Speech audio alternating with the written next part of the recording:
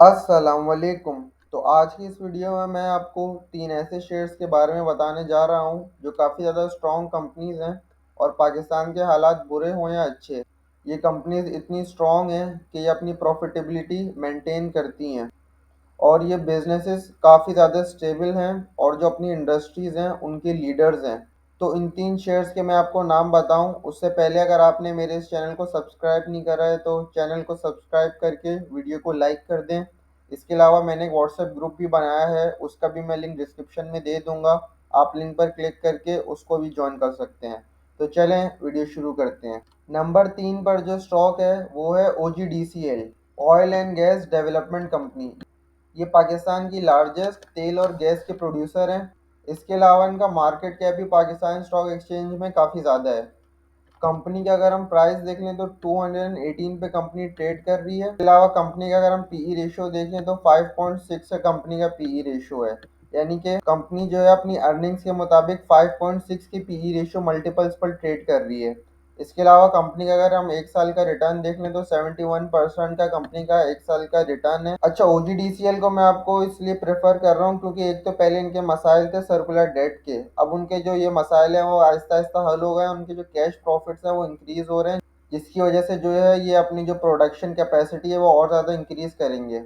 इसके अलावा भी ये है कंपनी डिविडेंड देती है और जब इनके कैश प्रॉफिट्स इंक्रीज होंगे तो ये अपनी डिविडेंड यील्ड को भी और ज़्यादा मजीद इंक्रीज करेंगे। नीचे आके अगर मैं आपको इसका मार्केट कैप दिखाऊं तो कंपनी का 941 बिलियन का टोटल मार्केट कैप है। 4.3 बिलियन कंपनी के टोटल नंबर ऑफ शेयर हैं, जिसमें से 645 मिलियन फ्री फ्लोट है और फ्री फ्लोट परसेंटेज है 15% है। इसके जो मेजॉरिटी शेयर होल्डर है वो गवर्नमेंट ऑफ पाकिस्तान है और गवर्नमेंट ऑफ पाकिस्तान के पास जो है इसके मेजर शेयर्स हैं। इसके अलावा कंपनी की अगर मैं आपको प्रॉफिटेबिलिटी दिखाऊं तो कंपनी का ईपीएस 4 साल से लगातार ग्रो करते हुए आ रहा है। साल 2024 में थोड़ा सा डिक्लाइन है, लेकिन वो भी इतना ज़्यादा डिक्लाइन नहीं है। लेकिन अगर हम वैसे देखें तो कंपनी काफ़ी ज़्यादा स्ट्रॉन्ग कंपनी है। अगर मैं इसका ईपीएस दिखाऊं तो साल 2021 में इनका 21 का ईपीएस था, फिर साल 2022 में 31 का ईपीएस हुआ, फिर साल 2023 में 52 का, फिर साल 2024 में 48 का। तो यह कंपनी का ईपीएस काफ़ी अच्छे से ग्रो कर रहा है। प्लस ये है पाकिस्तान में तेल और गैस की मिकदार काफ़ी ज़्यादा कम है, तो जो भी ये ऑयल एंड गैस प्रोड्यूस करते हैं वो सारा का सारा इनका बिक जाता है। नीचे आकर कंपनी की मैं डिविडेंड हिस्ट्री दिखाऊं तो ये कंपनी रेगुलर आपको बेसिस पे डिविडेंड देती रहती है। अगर हम साल 2024 का ही देखें तो साल 2024 का इनका पहले क्वार्टर में कंपनी ने 3 रुपये का डिविडेंड दिया, फिर दूसरे क्वार्टर में 4.5 रुपये का था, यानी टोटल कंपनी ने जो है 7.5 रुपये का आपको हाफ ईयर में डिविडेंड दे दिए। तो ये है काफ़ी ज़्यादा कंपनी अच्छी कंपनी है और अगर आप इसके थोड़े से शेयर्स लेके रख लें तो आपके पोर्टफोलियो में काफ़ी अच्छा परफॉर्म करेगी। दूसरी जो मेरी कंपनी है वो है एंग्रो फर्टिलाइज़र। अच्छा, एंग्रो फर्टिलाइज़र जो है नाम से जैसे जाहिर हो रहा है ये फर्टिलाइज़र के बिजनेस में इन्वॉल्व है और पाकिस्तान जैसे कि एक एग्रीकल्चर कंट्री है तो ये है फर्टिलाइज़र की डिमांड हमेशा ही पाकिस्तान में रहेगी। और फर्टिलाइज़र की जो है वो प्रोड्यूसर भी काफ़ी ज़्यादा कम है। चंद प्रोड्यूसर हैं, फौजी फर्टिलाइज़र, एंग्रो फर्टिलाइज़र, फौजी फर्टिलाइज़र, बिन कासिम और फातिमा फर्टिलाइज़र। तो यह है इसमें कंपटीशन भी कम है और नए बिजनेसेस भी इसमें एंटर नहीं होते हैं। बाकी ये एग्रो फर्टिलाइज़र के थोड़े से अभी मसाइल चल रहे हैं क्योंकि इनको जो गैस मिलती है वो मिलती है 1600 रुपये पर MMBTU, और जो फौजी फर्टिलाइज़र जो इनका डायरेक्ट कंपटीशन है उसको जो गैस मिलती है वो 600 रुपये पर MMBTU मिलती है। तो इसकी वजह से इनमें थोड़ी सी डिस्पैरिटी आ रही है क्योंकि इनके जो मार्जिन है वो फौजी फर्टिलाइज़र से कम है, क्योंकि जो इनकी गैस प्राइस जो इनको गैस मिल रही है वो SNGP से काफ़ी महंगी मिल रही है।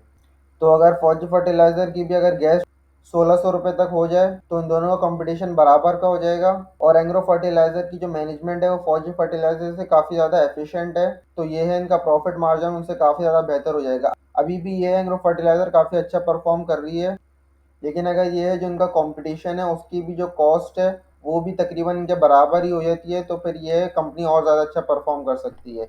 कंपनी का अगर हम पीई रेशियो देखें तो कंपनी का पीई रेशियो जो है 9.87 का कंपनी का पीई रेशियो है, 51% का कंपनी ने एक साल में रिटर्न दिया है। इसके अलावा कंपनी जो है डिविडेंड के हवाले से भी काफ़ी ज़्यादा अच्छी है और जो कंपनी की टोटल अर्निंग्स होती है तकरीबन कंपनी हर साल उतनी जो है आपको पे आउट की सूरत में दे देती है। नीचे आगे कंपनी का अगर मार्केट कैप देखें तो 298 बिलियन का कंपनी का टोटल मार्केट कैप है।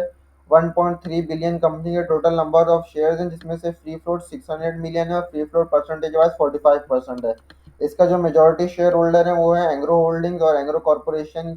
जो कि काफ़ी बड़ा एक ग्रुप है एंग्रो वालों का। नीचे आके अगर मैं इसकी आपको दिखाऊं कि कंपनी का जो ईपीएस है वो 4 साल से कॉन्सिस्टेंटली ग्रो करते हुए आ रहा है। साल 2021 में देखें तो 15 का कंपनी का ईपीएस था, फिर साल 2022 में थोड़ा कम हुआ 11 का, साल 2023 में फिर इंक्रीज होकर 19 रुपये का हुआ, और फिर साल 2024 में 22 रुपये का कंपनी का ईपीएस था। इसके अलावा कंपनी जैसे मैंने बताया डिविडेंड के हवाले से काफ़ी ज़्यादा अच्छी है और ये आपको रेगुलर डिविडेंड देती रहती है। तो अगर मैं आपको सिर्फ साल 2024 का डिविडेंड दिखाऊं तो सबसे पहले उन्होंने हाफ ईयर में 3 रुपये का डिविडेंड दिया, फिर थर्ड क्वार्टर में 2.5 रुपये का, और फिर जो ईयर एंड है उसमें 8 रुपये का। यानी टोटल कंपनी ने जो डिविडेंड दिया वो मैं आपको अगर कैलकुलेट करके दिखाऊं तो सबसे पहले कंपनी ने 3 रुपये का डिविडेंड दिया, फिर कंपनी ने 2.5 रुपये का डिविडेंड दिया, और फिर कंपनी ने 8 रुपये का डिविडेंड दिया। तो कंपनी जो टोटल डिविडेंड दिया वो 13.5 रुपये का कंपनी ने ईयर एंड पे डिविडेंड दिया। इसके अलावा भी अगर कैपिटल ग्रोथ भी देखें तो 50% की कैपिटल ग्रोथ है। तो अगर आपको टोटल मिलाएं तो काफ़ी अच्छे कंपनी ने परफॉर्म करा है। प्लस ये कंपनी का काफ़ी ज़्यादा स्ट्रॉन्ग शेयर है, लेकिन अगर इनके जो थोड़े से मसले मसाइल जैसे मैंने आपको बताया वो हल हो जाते हैं तो यह कंपनी और अच्छा परफॉर्म कर सकती है। नंबर 1 जो सबसे स्ट्रॉन्ग शेयर मुझे पाकिस्तान स्टॉक एक्सचेंज में लगता है वो लगता है मिज़ान बैंक लिमिटेड। निज़ाम बैंक लिमिटेड जो है पाकिस्तान का सबसे बड़ा इस्लामिक बैंक है। इसके अलावा अगर हम प्रॉफिट वाइज भी देखें तो सबसे ज़्यादा प्रॉफिटेबल बैंक निज़ाम बैंक था। हालांकि इनके डिपॉजिट सबसे ज़्यादा नहीं है, लेकिन फिर भी इनके जो प्रॉफिट है वो सबसे ज़्यादा था। इनका प्रॉफिट जो सबसे ज़्यादा इसलिए था क्योंकि इनके जो करंट अकाउंट के डिपॉजिट है वो काफ़ी ज़्यादा है, जिसकी वजह से इनकी जो नेट इंटरेस्ट इनकम होती है वो काफ़ी ज़्यादा है दीगर बैंक से।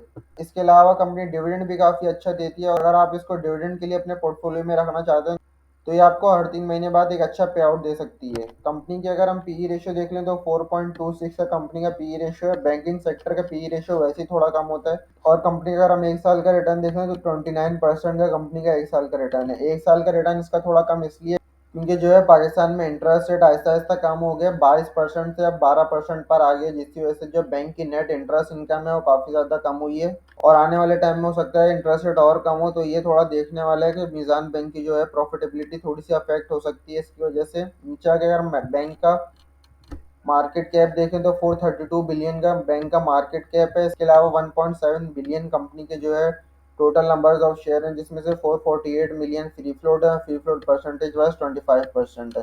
नीचे अगर मैं आपको कंपनी के जो अर्निंग्स दिखाऊं तो कंपनी की अर्निंग्स रेगुलर काफ़ी तेज़ी से ग्रो कर रही है। साल 2021 में इनकी 15 रुपीज़ का ईपीएस था, फिर साल 2022 में 25 रुपये का ईपीएस हुआ, फिर साल 2023 में 47 का, फिर साल 2024 में 56 का। इसके अलावा भी अगर मैं आपको इसके डिविडेंड दिखाऊं तो कंपनी ये रेगुलर आपको काफ़ी अच्छा डिविडेंड देती है। अगर साल 2024 की बात करूं तो साल 2024 में पहले क्वार्टर में भी कंपनी ने 7 दिया, फिर अगले क्वार्टर में 7, फिर उसके बाद थर्ड क्वार्टर में भी 7, और फिर ईयर एंड पे भी 7। तो ये कंपनी ने 7-7 रुपये हर क्वार्टर में जो है साल 2024 के दिया, और अब मैं ये एक्सपेक्ट कर रहा हूँ कि ये कंपनी का जो है डिविडेंड पे आउट और ज़्यादा इंक्रीज होगा, क्योंकि ये कंपनी जो है अब थोड़ा एक्सपेंड करना कंपनी ने स्लो कर दिया है। और ये अब मुझे लगता है कि कंपनी जो है पे आउट अपना इंक्रीज करेगी, जैसे एमसीबी और यूबीएल का पे आउट काफ़ी ज़्यादा है। बाकी अगर वैसे भी देखें तो कंपनी काफ़ी ज़्यादा स्ट्रॉन्ग कंपनी है, और मेरे ख्याल से ये कंपनी आपके पोर्टफोलियो में ज़रूर होनी चाहिए। तो उम्मीद है आपको हमारी ये वीडियो अच्छी लगी होगी, और ऐसी मज़ीद वीडियोज़ देखने के लिए चैनल को सब्सक्राइब करके वीडियो को लाइक करें।